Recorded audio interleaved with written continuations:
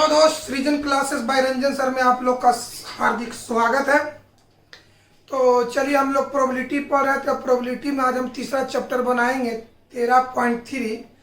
बात करना है कि उसमें क्वेश्चन जो लिखेंगे बहुत बड़ा बड़ा क्वेश्चन है और सारा प्रॉब्लम हम नहीं बनाएंगे उसमें से। अब आज तक हम आपको बता रहे हैं कि 2009 से लेकर अभी तक 13.3 से कोई ऐसा क्वेश्चन नहीं अभी पूछा है। अगर हम आपको थ्योरी बताएं तो उसमें टोटल तो नहीं बताएंगे, जो 4, 5, 6 को बता देंगे। सबसे बड़ा बात समस्या ये कि उसका क्वेश्चन बड़ा बड़ा है, लिखेंगे बोर्ड पर तो एक एक बोर्ड हटेगा, इसलिए हम टोटल क्वेश्चन नहीं बनाएंगे। और अभी तक इस चैप्टर से कोई क्वेश्चन नहीं पूछा है। थ्योरी पढ़े तो दिमाग में सेट करने के लिए उसमें से कुछ क्वेश्चन हम आपको बना देंगे। बात समझ में आए? तो आइए पहले हम लोग इसका फॉर्मूला याद किया जाए। चलिए बाबू बताइए तो, बाबू हम आपको कंसेप्ट पहले बताइए तो। इवन का मतलब हुआ पहला घटना।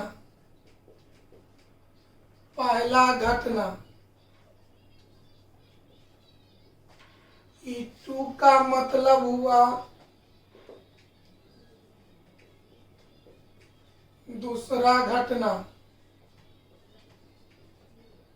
चलो, ए का मतलब हुआ संगत घटना।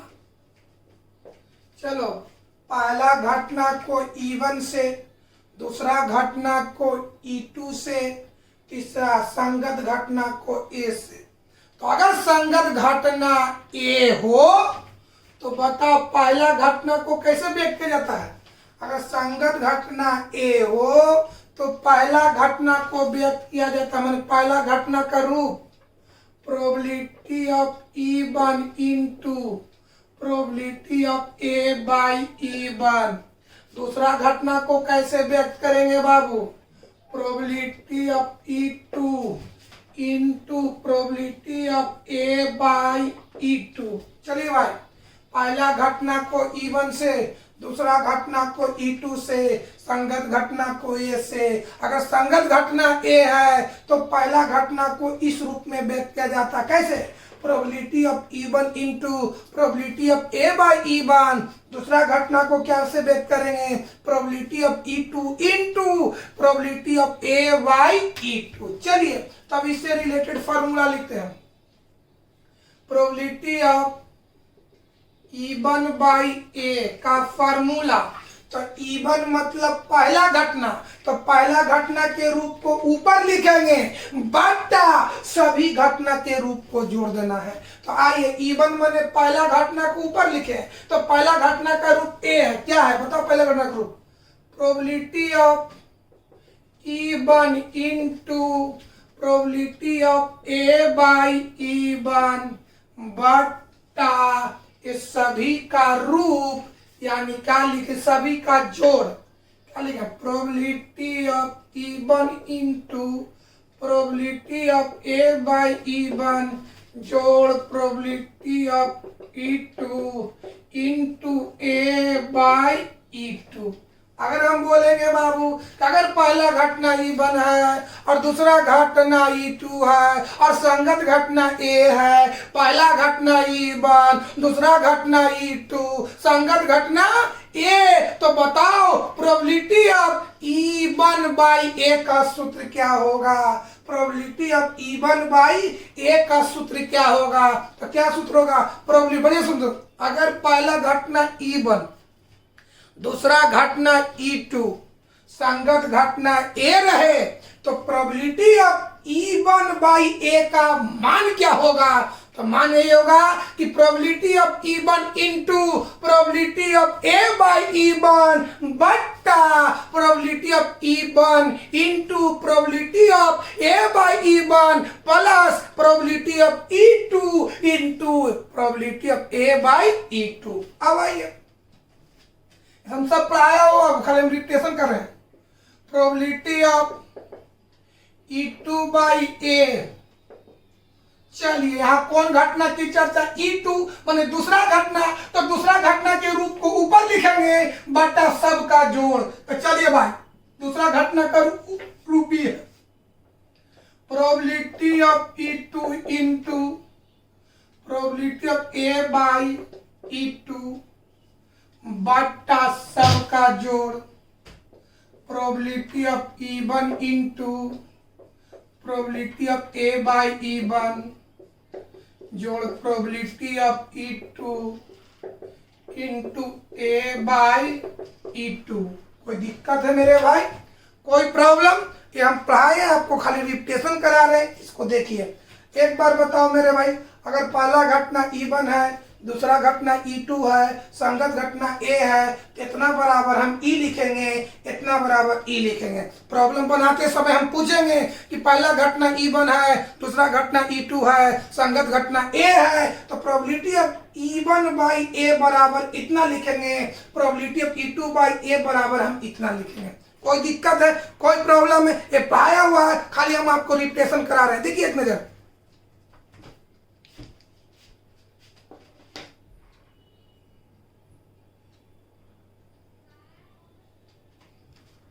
चलिए दूसरा देखिए, E1 माने पहला घटना,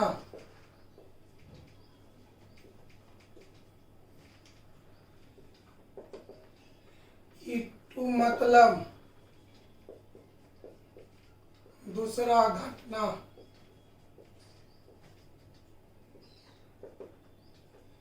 E3 माने तीसरा घटना,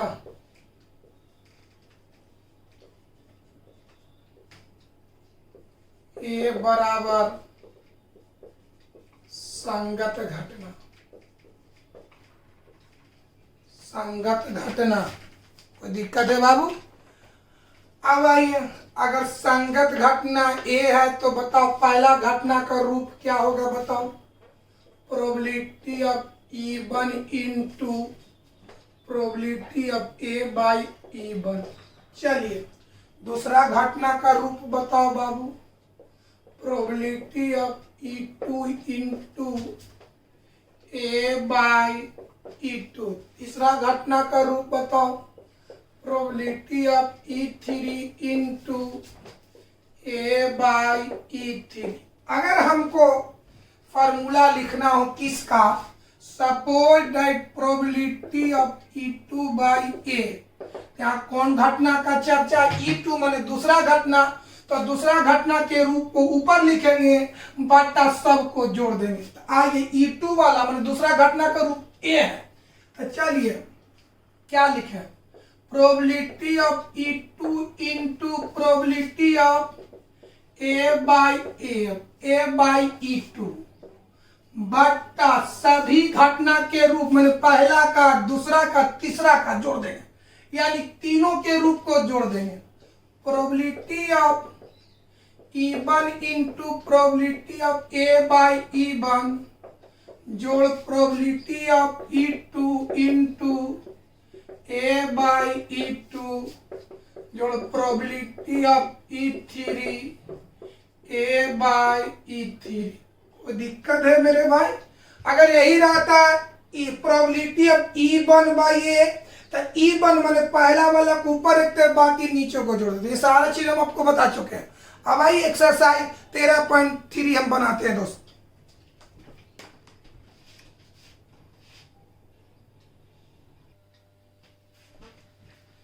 हाँ दोस्त, 13.3 एक्सरसाइज देखिए। देखिए कितना बड़ा क्वेश्चन है। ये तो इस चैप्टर का छोटा क्वेश्चन, बड़ा क्वेश्चन हो सकता है कि एक बोर्ड में नहीं भी आ सके। तो आइए इस चैप्टर का, बार बार बोल रहे, इस चैप्टर से अभी तक ना हम आपको 2009 से लेकर के 2020 तक बता रहे, एक भी क्वेश्चन नहीं पूछा, लेकिन हम थ्योरी पढ़ा रहे हैं तो उसको आपको दिमाग में सेट करने के लिए परीक्षा भी से इस चैप्टर को तैयारी नहीं करना। आइए पहला क्वेश्चन है, 2-4 क्वेश्चन बनाएंगे, ऐसे बहुत सा क्वेश्चन इसमें है। आइए क्वेश्चन नंबर 2, यह ज्ञात है कि, क्वेश्चन को पढ़े, मेन क्वेश्चन ही समझना है। यह ज्ञात है माने यह बात मालूम है कि एक महाविद्यालय में, महाविद्यालय माने कॉलेज में, यह ज्ञात है माने यह मालूम है कि एक महाविद्यालय के छात्रों में से, कहता कि एक कॉलेज जो मैंने कहे ज्ञात है, यह बात मालूम है कि एक महाविद्यालय माने कॉलेज में, एक कॉलेज के छात्रों में से 60% छात्रावास में रहता है, मैंने हॉस्टल में रहता है। कहने का मतलब है कि महाविद्यालय में जितने भी स्टूडेंट है, जितने भी छात्र है, उसका 60% छात्रावास में रहता है, हॉस्टल में रहता है, और 40% हॉस्टल के बाहर रहता है, माने हॉस्टल में नहीं रहता है। याद हो गया? यह ज्ञात है, मतलब यह बात मालूम है कि महाविद्यालय में जितने भी छात्रा है, जितने भी स्टूडेंट है, उसका 60% हॉस्टल में रहता है, मतलब छात्रावास में रहता है, और 40% छात्रावास के बाहर रहता है। यानी यहाँ पर दो घटना घटेगा, छात्रावास में रहने वाला छात्र और छात्रावास में न रहने वाला छात्र। मतलब किस तरह की घटना है? छात्रावास में रहने वाला स्टूडेंट एगो छात्रावास में ना रहने वाला स्टूडेंट, माने घटना किस तरह के घटेगा? दो तरह के घटेगा। याद हुआ बाबू? यह ज्ञात है, यह मालूम है कि महाविद्यालय में जितना भी छात्र है उसमें से 60% हॉस्टल में रहता है, माने छात्रावास में रहता है, और 40% हॉस्टल में नहीं रहता है, मतलब हॉस्टल के बाहर रहता है। माने यहाँ पर दो तरह का घटना है। छात्रावास माने हॉस्टल में रहने वाले, हॉस्टल का यहाँ पर दो तरह की घटना, हॉस्टल का छात्र होने की घटना और हॉस्टल का छात्र ना होने की घटना। यहाँ से दो बात आ रहा है। हॉस्टल माने छात्रावास, छात्रावास का छात्र होने की घटना और छात्रावास का छात्र ना होने की घटना। तो छात्रावास में के प्रतिशत रहता है? 60%, और छात्रावास में ना रहने वाले के प्रतिशत है 40%। यानी कॉलेज में दो तरह का स्टूडेंट है, एक स्टूडेंट हॉस्टल में रहता है और एक स्टूडेंट हॉस्टल के बाहर रहता है। तो हॉस्टल में रहने वाला के प्रतिशत है 60% है, और हॉस्टल के बाहर रहने वाला के प्रतिशत है 40% है। क्वेश्चन नंबर आगे बढ़ते हैं। पूर्ववर्ती वर्ष का परिणाम सूचित करते हैं, माने पिछले वर्ष का रिजल्ट घोषित होता है। इसका मतलब यह हुआ पूर्ववर्ती वर्ष का परिणाम सूचित करते हैं, माने पिछले वर्ष का रिजल्ट घोषित होता है। तब क्या होता है? कहाँ घोषित होता है? तो मालूम होता कि बताओ, छात्रावास में रहने वाले छात्रों में से 30% जब रिजल्ट घोषित हुआ, जब परिणाम घोषित हुआ, तो पता क्या चला कि छात्रावास में रहने वाले छात्रों में से 30% को ए ग्रेड मिला, और छात्रावास में न रहने वाले छात्रों को 20% ए ग्रेड मिला। बात समझ में आया? हॉस्टल में रहने वाला स्टूडेंट 60% है, हॉस्टल में न रहने वाला स्टूडेंट 40% है। जब रिजल्ट घोषित होता है, जब परिणाम घोषित होता है, तो मालूम चलता है कि छात्रावास में रहने वाले छात्रों को 30% और छात्रावास में न रहने वाले छात्रों को 20% ए ग्रेड मिलता है। कोई दिक्कत है? तो यहाँ पर कैसे लिखेंगे मेरे भाई? कैसे लिखे? बढ़िया बताओ मेरे भाई। छात्रावास में रहने वाला छात्र का प्रतिशत कितना है? 60%। बाहर में रहने वाला 40%। जब रिजल्ट घोषित हुआ तो छात्रावास में रहने वाले छात्रों को 30% ए ग्रेड मिला, बाहर वाला को 20% ए ग्रेड मिला। तो यहाँ पर लिखेंगे कुछ, छात्रावास का छात्र होने की घटना को E1, छात्रावास का छात्र न होने की घटना को E2, ए ग्रेड मिलने की घटना को ए। याद हो गया? छात्रावास का छात्र होने की घटना को, छात्रावास का छात्र होने की घटना को E1, छात्रावास का छात्र न होने की घटना को E2, ए ग्रेड मिलने की घटना को ए। बढ़िया से बोलो। यहाँ पर 3 वर्ड लाए हम, एगो E1 लाए माने, एगो E2 माने, एगो ए माने। E1 का मतलब छात्रावास का छात्र होने की घटना, E2 का मतलब छात्रावास का छात्र न होने की घटना, ए का मतलब ए ग्रेड मिलने की घटना। छात्रावास का छात्र होने की घटना को E1, छात्रावास का छात्र न होने की घटना को E2, ए ग्रेड मिलने की घटना को ए। अब चलिए क्या कहता है?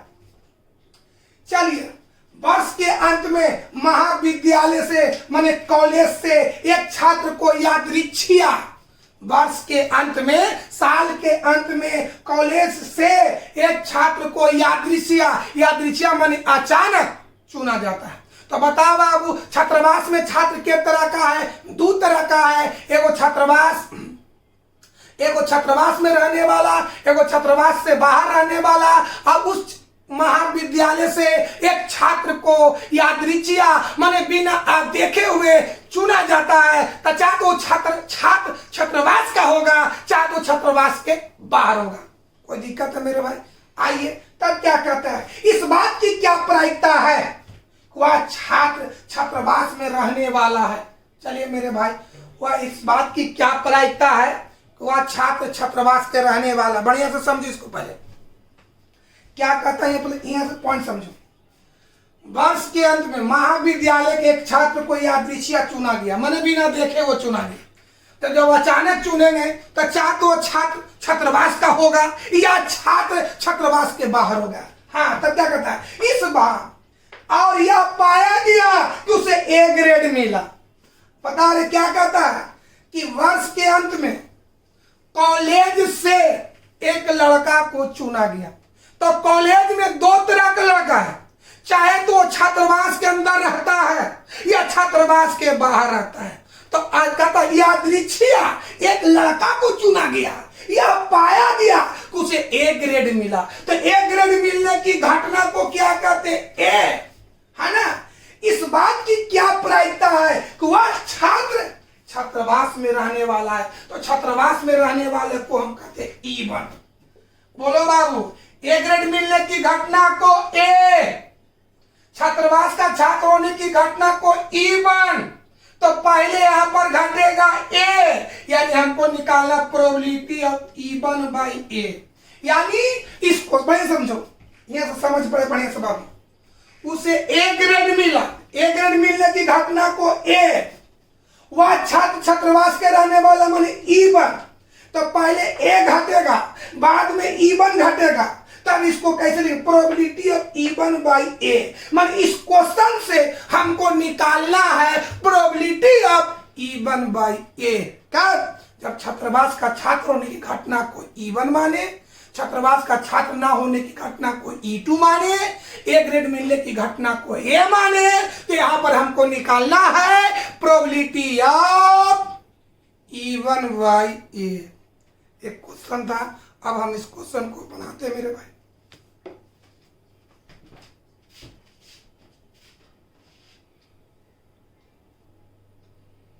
चलिए बनाते हैं दोस्त इस क्वेश्चन को।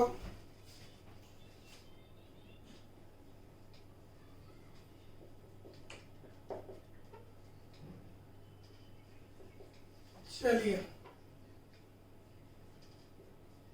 लेट माने माना, E1 माने छात्रावास का छात्र होने की घटना।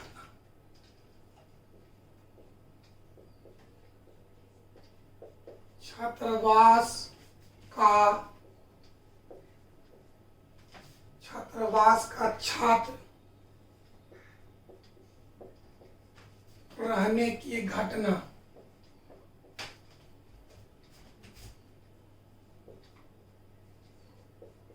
बोलो बाबू, छात्रावास का छात्र रहने की घटना को E1 माना, E2 छात्रावास का छात्र न रहने की घटना।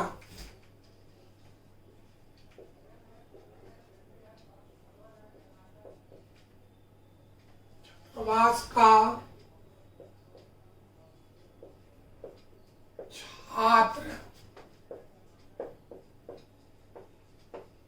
न रहने की घटना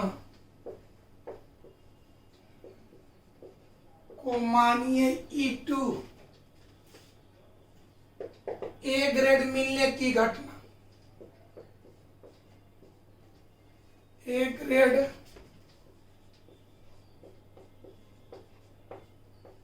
मिलने की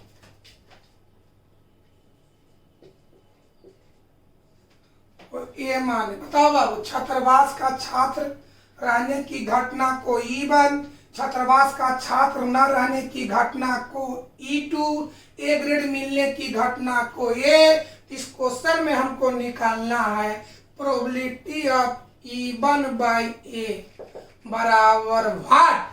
तो हम अभी बताएं आज के पहले, अगर पहला घटना E1 हो और दूसरा घटना E2 हो और संगत घटना ए हो, तो probability probability of E one by A बराबर क्या होता है, probability of E one into probability of A by E one बटा probability of E one into probability of E one by probability of E one into probability of A by E one plus probability of E2 into A by E2। समीकरण number first. कोई दिक्कत है मेरे भाई? अब चलिए इसमें हमको किसका किसका मान चाहिए। देखिए इसमें क्या तरह का मान है। एक तो है प्रोबेबिलिटी। देखिए बाबू, इसको कैलकुलेशन करने के लिए हमको चाहिए बाबू प्रोबेबिलिटी ऑफ इवन चाहिए, प्रोबेबिलिटी ऑफ इवन। समझ रहे मेरे भाई? Probability of even. सॉरी दोस्त, ये जो क्वेश्चन नंबर है इस एक्सरसाइज का क्वेश्चन नंबर 3 है। ऊपर जो हम लिखे हैं बाबू गलती से लिखा गया है। ये जो हम क्वेश्चन बना रहे हैं क्वेश्चन नंबर 3, इस एक्सरसाइज का क्वेश्चन नंबर हम 3 बना रहे हैं। दो नहीं, गलती से लिखा गया है। एक जो क्वेश्चन है क्वेश्चन नंबर 3 है। अब आइए इसको हल करने के लिए हमको कोची कोची चाहिए। पहला तो चाहिए probability of even, probability of even चाहिए, फिर चाहिए प्रोबेबिलिटी ऑफ E2 चाहिए, फिर चाहिए probability of A by even, फिर चाहिए probability of A by E2। समझो बाबू, इसको बता इतना का मान, इतना का फॉर्मूला ए होता है। इसको हल करने के लिए कोची कोची चाहिए, probability of even, probability of E2, probability of A by even, probability of A by E2 चाहिए। ये चारों का मान निकाल कर इसमें पुट कर देंगे, वही तुम्हारा आंसर हो जाएगा। कोई दिक्कत है? आइए तो समझाते हैं दोस्त।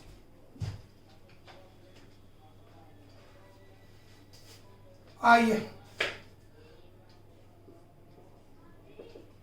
प्रोबेबिलिटी ऑफ इवन चाहिए। इवन का मतलब छात्रावास का छात्र होने की घटना। मतलब बता रहे प्रोबेबिलिटी ऑफ इवन का अर्थ हुआ कि छात्रावास का छात्र होने की प्रायिकता। प्रोबेबिलिटी ऑफ इवन, इवन माने छात्रावास का छात्र, तो इसका अर्थ हुआ कि छात्रावास का छात्र रहने की प्रायिकता।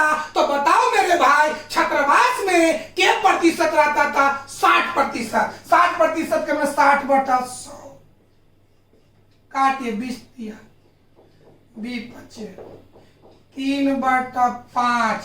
अब आइए प्रोबेबिलिटी ऑफ E2। E2 माने छात्रावास का छात्र न रहना। एक अर्थ हुआ कि छात्रावास का छात्र न रहने की प्रायिकता। तो छात्रावास में क्या प्रतिशत नहीं रहता था? तो 40%। 40/100, 20, 20, 100। बता रहे प्रोबेबिलिटी ऑफ इवन बराबर 3/5, प्रोबेबिलिटी ऑफ E2 बराबर 2/5। अब आइए probability of A by even. बढ़िया से बोलो, इवन माने छात्रावास का छात्र और ए मतलब ए ग्रेड मिलने की। मतलब बढ़िया से बताओ, इवन माने छात्रावास का छात्र और ए मतलब ए ग्रेड मिलना, है ना बाबू? इवन माने छात्रावास का छात्र, ए का मतलब ए ग्रेड मिलना। इसका अर्थ हुआ कि छात्रावास के छात्र को ए ग्रेड मिलने की प्रायिकता। इवन माने छात्रावास का छात्र और ए माने ए ग्रेड मिलना, यानी छात्रावास के छात्र को ए ग्रेड मिलने की प्रायिकता। तो छात्रावास के छात्र को ए ग्रेड कितना मिला है? 30% मिला है, यानी 30/100।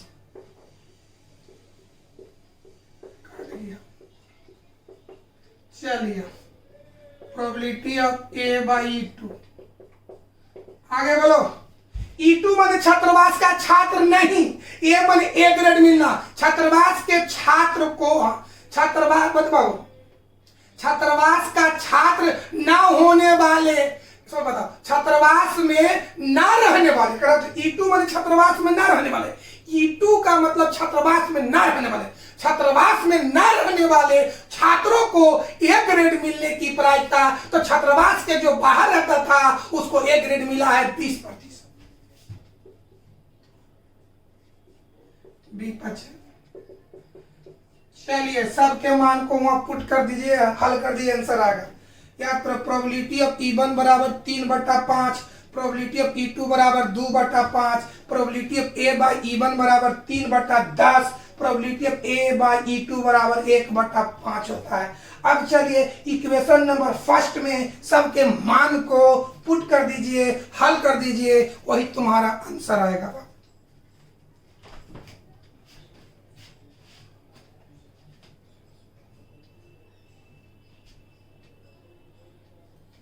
चलो बाबू देखिए,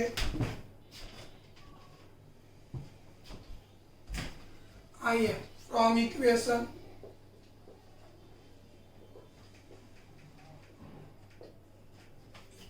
फर्स्ट, चलिए इक्वेशन फर्स्ट क्या है बताइए हमको। Probability of E1 by A बराबर probability of E1 into A by E1 बटा probability of E1 into A by E1 probability of E2 A by E2। यही समीकरण फर्स्ट है। सबका मान पुट करो। प्रोबेबिलिटी ऑफ E1 का मान होता 3/5, 3 बटा गुने probability of A by E1, A by E1 का मान 3/10